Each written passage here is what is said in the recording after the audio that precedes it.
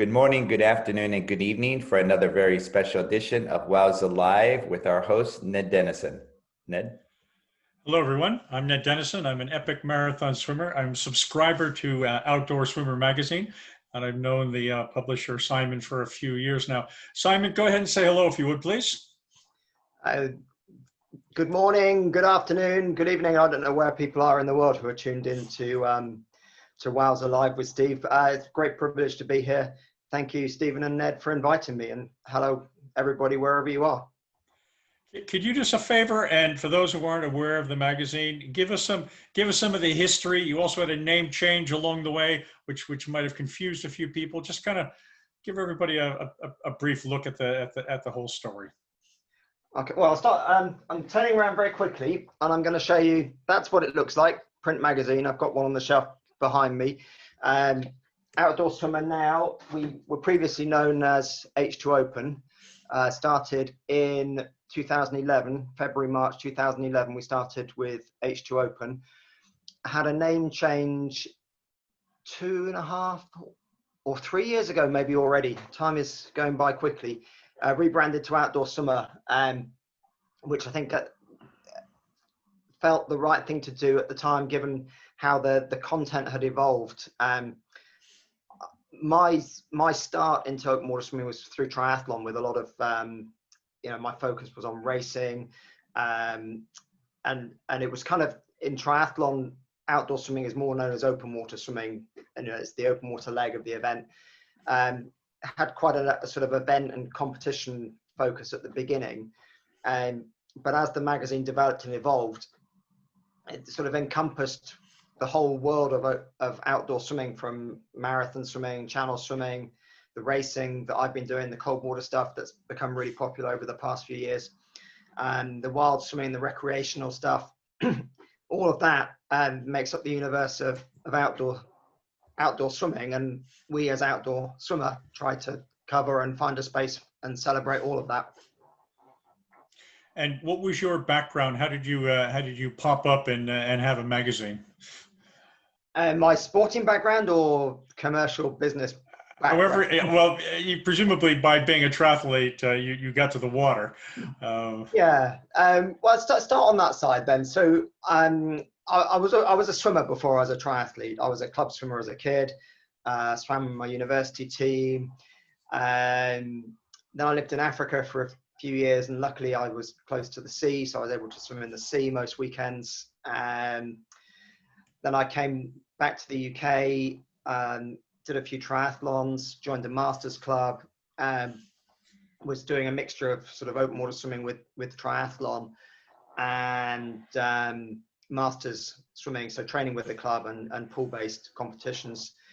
And I guess probably in the mid to late 2000s, you started to see triathlon organizers putting on standalone swimming events. And you also saw the Great Swim, I think, started in about 2008. You started to see standalone swimming events, open water swimming events, which for me was quite appealing, because I was one of these triathletes that would be near the front after the swim and then spend the next however long I was out there watching people overtake me, which if you're even slightly competitive, but it's just frustrating. And it didn't seem to matter how much I trained or tried to worked on cycling and running. I could never get them to match what I could do in swimming. So swimming events became more interesting and triathlon events became less interesting. And so towards the end of that period, I've done lots of different jobs. I mentioned I was working in Africa when I was much younger. I was an engineer in those days, civil engineer working in water supplies. I worked in banking for a while. Then when my kids were little, I was staying at home and looking after them and doing some sort of freelance work, working from home, doing some small projects. One of those projects was, two of those projects involved publishing. One was with an African business magazine, and the other was with a magazine called Triathletes World, which was a sister publication to Runner's World, which is probably quite well known. And I ended up writing a lot of articles for that magazine about swimming, and started building a network with coaches and people involved in open water swimming, and seeing what was going on the event side, and given what I was writing about and what I was most interested in, and seeing that there was at the time in the UK 4 triathlon magazines in the market, and there wasn't any commercial swimming magazine. The only swimming magazine at the time was the Swimming Times, which was published by the NGB, the National Governing Body, Swim England, ASA as it was known then. So there was an opportunity. There was not a new sport, but an old traditional sport that was taking on new activities and gaining a new momentum. Something that I love to do, and as a participant, really see the value in swimming as an activity, for myself and for all the people that love it. So saw that there might be an opportunity there, and so that created the magazine. I think I probably did a Google search at the time, something like "How do you start a magazine?" and followed the instructions. So I'm pretty sure I've been a subscriber since your very first issue. Thank you very much. I know I've enjoyed every second of it, and certainly you've had an incredible evolution over the years. All of a sudden, ice swimming arrived. Mm-hmm. All of a sudden, Elaine Howley arrived with, for somebody like me, these fantastic historical articles about marathon swimming, and I'd be grabbing bits of history that we didn't kind of know, because Elaine's a great researcher, and we'd be feeding them into stuff that we were doing. Recently, it's swim run or run swim, whatever. That 2 years ago, I didn't know there was such a thing, or maybe there wasn't. And all of a sudden, that's popped up. You've got a fair bit on training. You've had some longtime contributors like Cassie Payton, the bronze medalist from Beijing, and Simon Muir, the founder of, do we call it aquacations or something? Or what's that strange word? It's not a word I'm familiar with. Swimming holidays. Swimming holidays. But tell us about some of the other evolutions that folks like me just didn't see happen.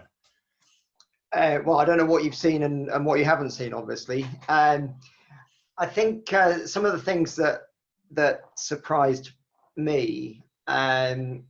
So when I first started the magazine, I saw something like a triathlon magazine for swimmers. So it was about competing, it was about getting faster, it was about racing, and it became apparent very quickly that a lot of the people who were buying the magazine had a small interest in those things, but were buying out H2 Open as it was then, just because they love swimming outside. And racing, they might do events because that was a way, there's a social aspect to the event, there's the opportunity to go somewhere new, there's the opportunity to swim somewhere different. A lot of our readers turned out not to be competitive swimmers and not at all like triathletes. I even got I think I got the sense that actually they were enjoying their swimming a lot more than triathletes were enjoying triathlon.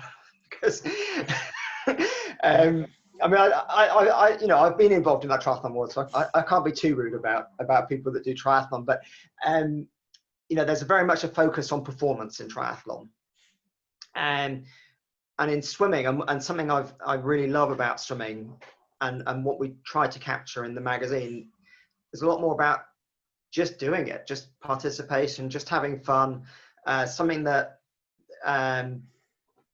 it's not an additional stress like training for a triathlon might be. It's a stress reliever. It's something you do because you get out, you enjoy it, you're exercising in nature. You might not even be exercising that hard. You might just be swimming around with the ducks and chatting, and that's all.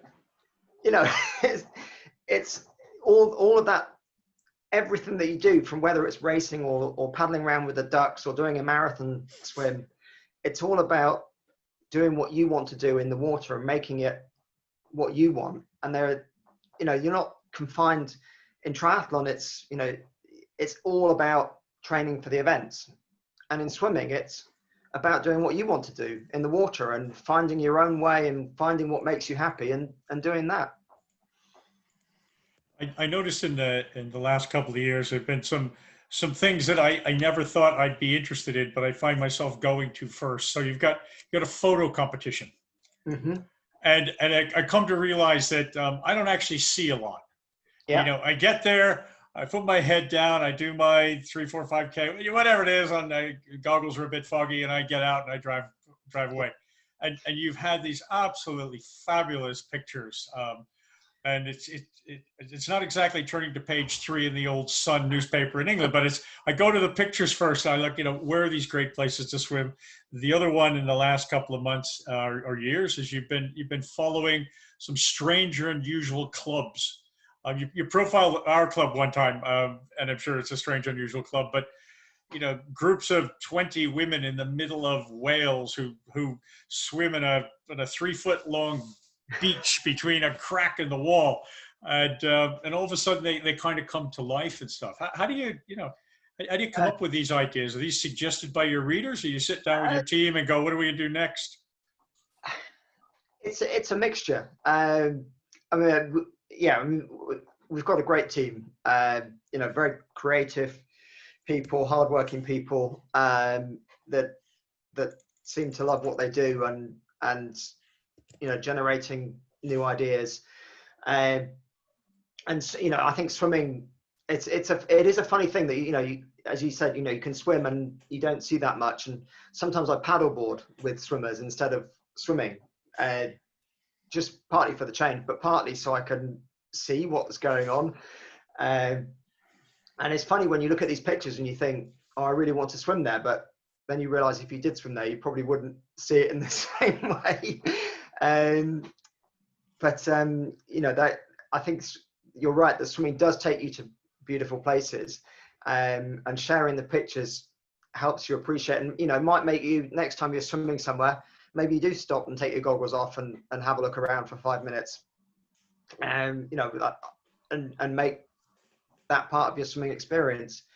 The clubs thing, that's we've got Ella who's a contributing editor for us, and that was one of her ideas, and she loves, it's difficult at the moment because traveling and meeting people is not something we can do, but one of the things she does and does really well is meet these different groups around the country, and they've all got their own story, and in some ways they're very similar. It's a group of people that meet and they swim, and it's part of their social life, it's part of their weekly, sometimes daily routine, and they come together from all walks of life, and they swim, and so they all have that in common, but they all often have their own little quirks and routines and big quirks. Or how they got started, and they have their own language, and they have their own jokes, and it's just really fun to meet them and hear about them, and even though they're all different, you also get the sense that if you went anywhere and there was a group of swimmers, they'd almost certainly welcome you in and take you for a swim with them. How do you balance Great Britain, which is your kind of, I'll call it your home market, you might object to that description, with the rest of the world? So every now and then there's an article has nothing to do with Britain, and then recently, I don't know if he's back yet, but Simon Muir seemed to take his family by car from London to Tahiti somehow. I don't know what that was all about, but all of a sudden you're reading about this unusual place in Malaysia where Simon happens to be this month. How do you balance near and far, or did you look at it differently?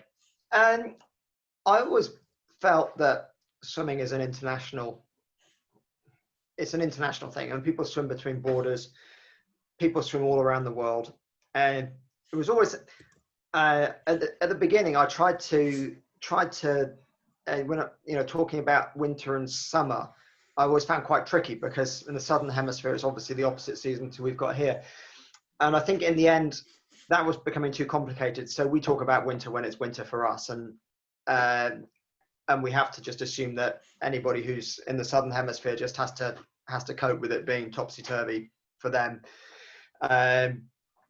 because trying to keep it season neutral when about 80% of our audience is in the UK, it was proving quite difficult.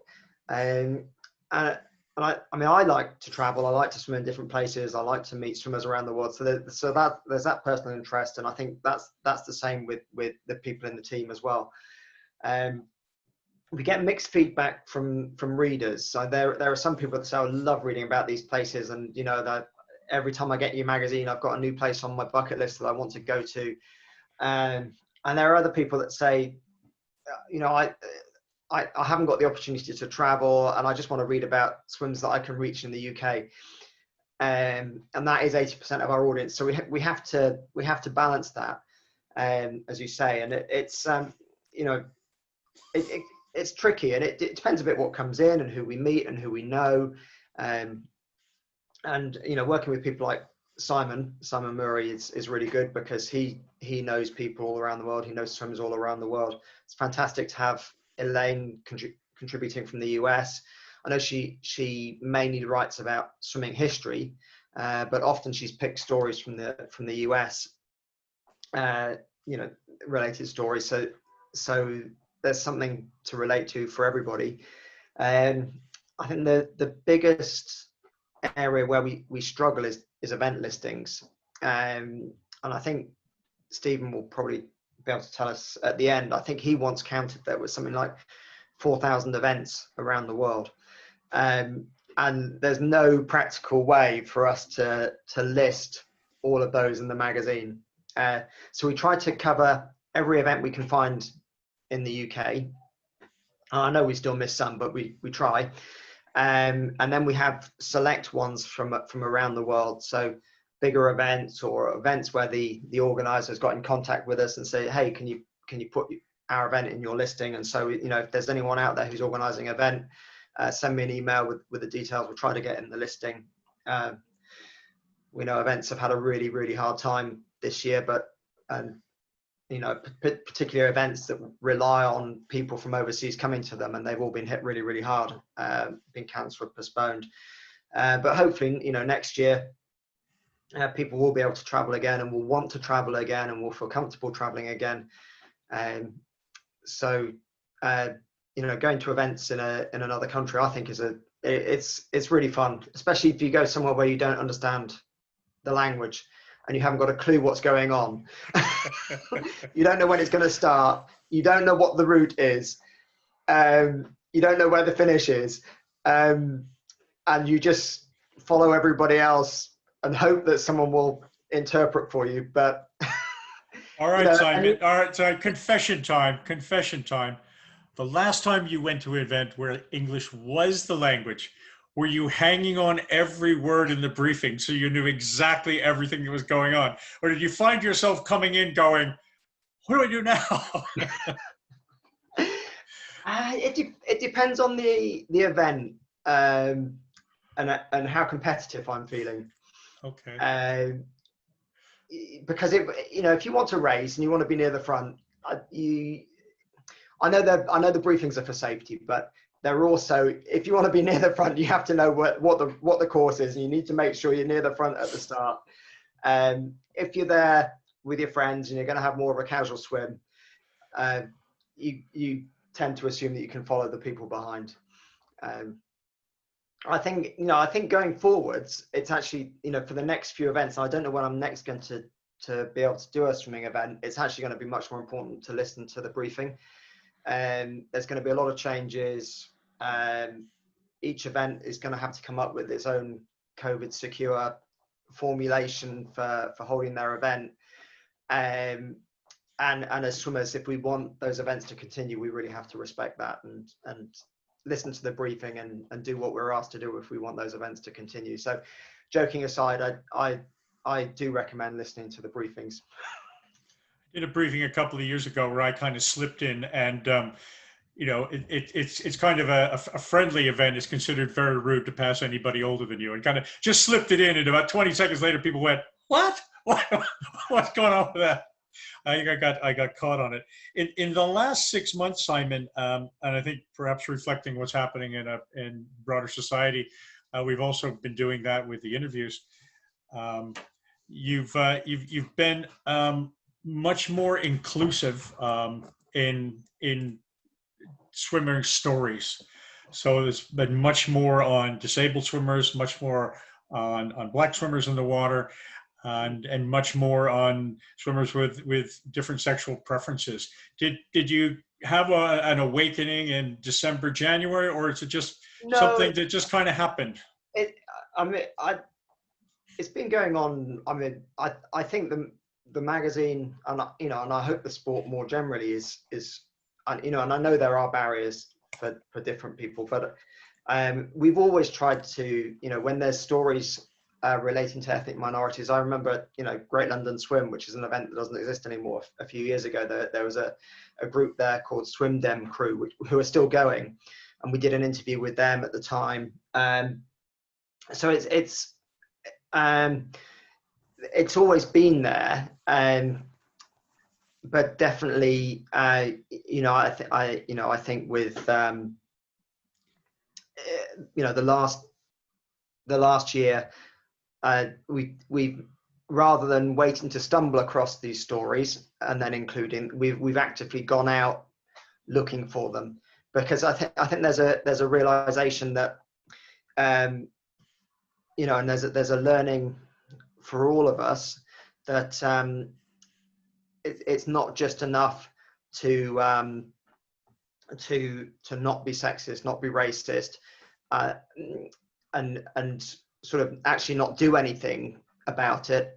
I think that you need to actually go a little bit further and start looking about how you can be more inclusive, and thinking about how you can make it easier for, when there are barriers in an activity that you really enjoy, and there are barriers to some people doing that activity. I don't think it's good enough to say, well, we'll just wait till they come and then we'll remove the barriers. I think you need to start looking to see whether you can remove those barriers beforehand. And one of those barriers is role models. And so if we can show people from different ethnic groups taking part and enjoying open water swimming, that will make it easier for other people who are thinking about it to give it a go. We interviewed Eden, who you had interviewed, or you had profiled a few months ago. Yeah. Who I described as the first trans person I had never knowingly spoken to. She was delightful on the interview, and I think one of the things that really pleased me was that the welcome she had felt in our sport, and I try to understand it better, and I'm thinking, well, it wasn't the 1950s. She didn't have to join an ultra-exclusive country club in order to get to the water. She needed to go to the side of the Thames in Reading, put her robe or towel on, get her kit on, put a little Vaseline in, and jump in the water with 10 other people who were more concerned about not stepping in the duck dew than they were about anything else in life. And it was really uplifting for talking to Eden. We had a guy on a couple of days ago who swam the English Channel with one arm, one leg. And amazingly, in the 1980s, the Egyptian national team coach reached out to him to recruit him to do a relay and then a solo. And I thought, wow, the 1980s in Egypt. And I thought the rest of the Western world was really far behind that. So I would applaud you for what you're doing. It is creating role models, and it's giving everyone an education. Yeah, and and again, if there are people out there watching that think we should be doing things differently, think there's more we can do, things that we haven't thought of, that we don't know about yet, please let us know. We want to know. One of the things that Steve and I have tried to do with this series, and with our colleague Antonio in Mexico as well, is we're 99.99% positive and educational. We're not looking for a controversy. We're not looking for investigative. We're looking to uplift people. Is that one of the tenets of your magazine, or does it just happen to work out that way? Because I never read anything in Outdoor Swimmer where anybody's throwing a brick at anybody else. Yeah, I think, well, yes, you're right. I mean, swimming is mostly an uplifting, inclusive, fun activity. And that, that is reflected in the magazine. But, obviously controversies do creep in, politics does creep in every now and again. Obviously we had the Diana Nyad saga a few years ago. I can't even remember what year it was. And I don't think when something like that happens, we can't just ignore it and pretend that's nothing to do with us because it's controversial. So I mean, we weren't able to speak to Diana, but we were able to speak to people from the Marathon Swimming Federation who had their very strong views, and we reported on their views in the magazine rather than ducking the issue. And I'm not, there are other, I mean, I guess there are sometimes disputes between organizations. There was when, or even things like when FINA introduced their wetsuit rules for elite competitors. And almost any change is going to be controversial because there are some people that will welcome it and some people that think it's an unnecessary step for the sport and it's taking away the purity of the sport. And I think what we try to do where we can is try to understand people's opinions on both sides. Yeah, I don't think we can do that much more than that. And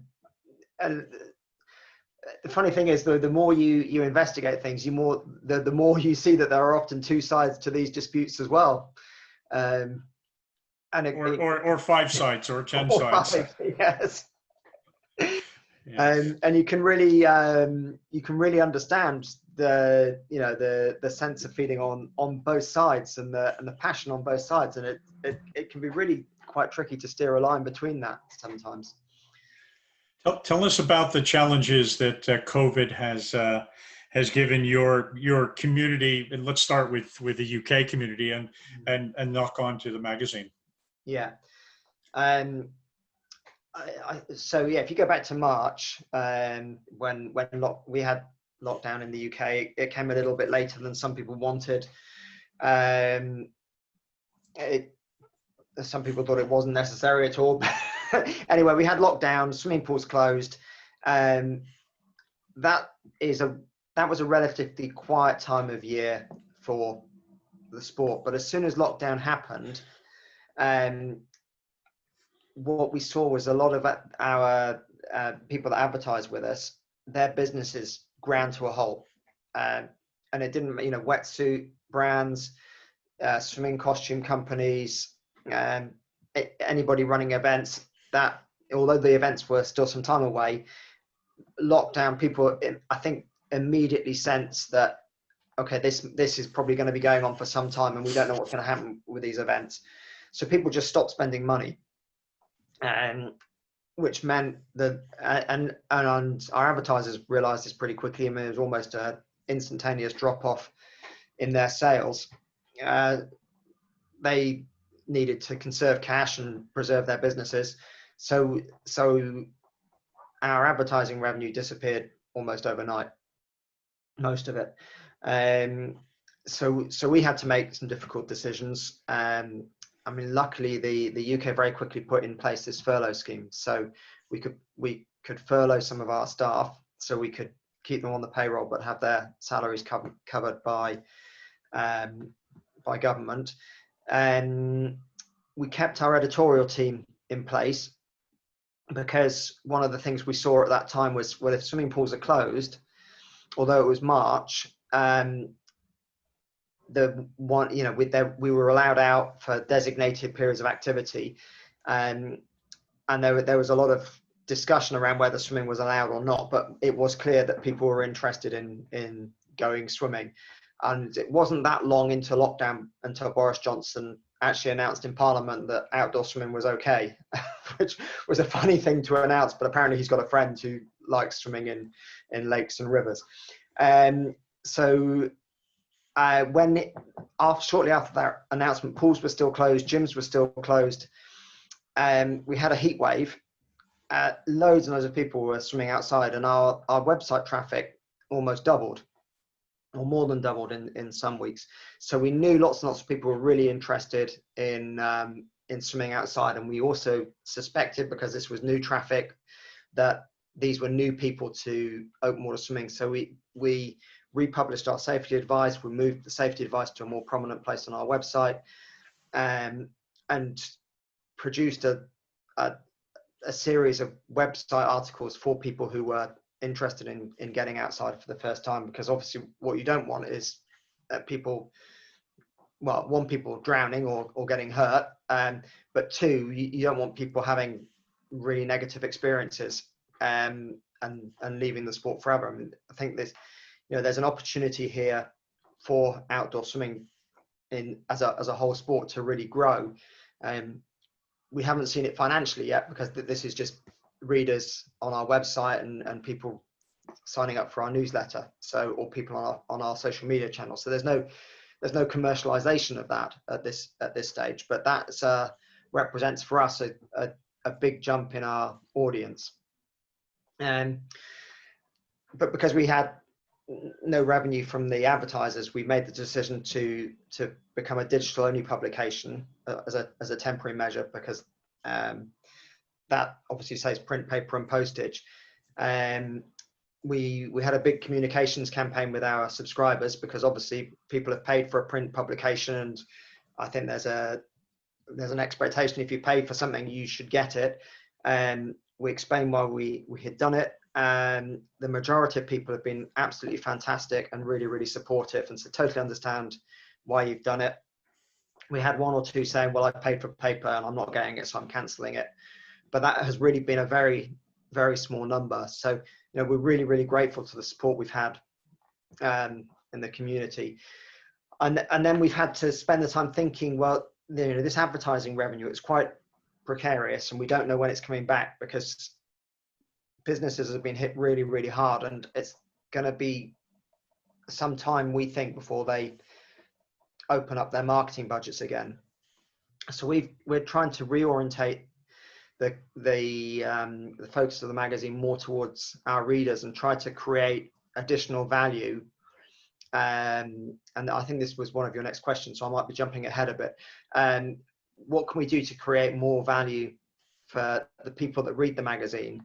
And what else can we offer people who read the magazine? And then go back to our audience and say, listen, we really need your support.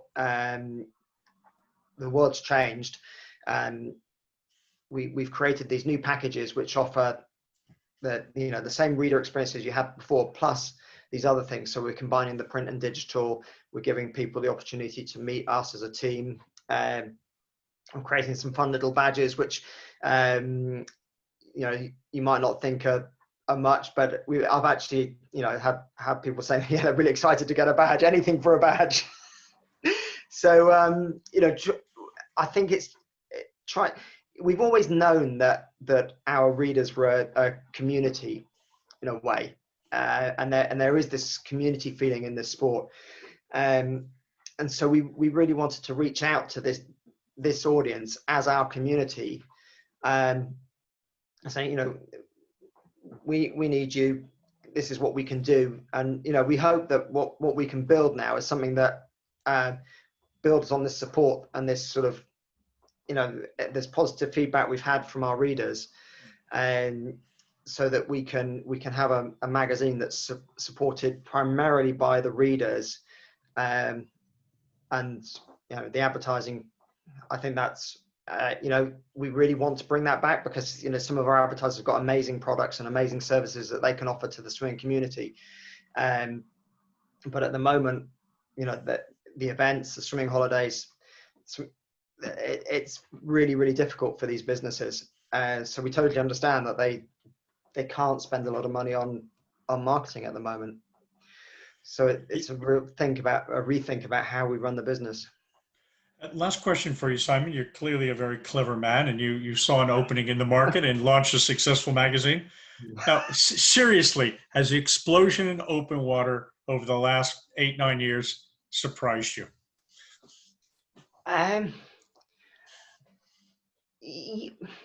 Yes, I guess. I thought it was a niche competitive thing, and the more I've learned about it, the less surprised I've been. When you start, and this is where I think having someone like Elaine as a contributor to the magazine, when you see the fantastic history that open water swimming has, outdoor swimming, marathon swimming, and you realize that we're not even close to the popularity that open water swimming had 100 years ago. And and it was almost as if outdoor swimming had somehow been crushed and marginalized, and people are rediscovering it. And I guess we'll never regain those heights from hundreds of years ago or 100 years ago. But there's got to be more scope, and I think COVID, in a way, is going to push a lot more people outside, because the swimming pool experience at the moment, and the ones that have opened, it's very limited capacity. You have to book in advance. You have to, and I don't know how long that will go on. It could be, no idea how long those procedures will have to stay in place that make. And we know some swimming pools are just simply not going to reopen, because at the volumes of people that they can put through to comply with COVID, they're not financially viable. So there's going to be a decrease in pool capacity, which I think is a terrible thing, because there's a whole learn to swim. People are going to lose opportunities to learn to swim, and people who can swim are losing opportunities to train. But it will push more people into open water. And I hope that we can be there to provide the advice and information for people to make the most of it and stay safe and have fun and find the adventures they want to do. Simon, I want to thank you very much for your time. In any sport, you need a number of things to be successful. You need clubs, you need competitive, you need organizations like the Hall of Fame, and you also need professional media organizations to spread the good word. So you've been a great part of the explosion, and thank you very much, sir. Thank you.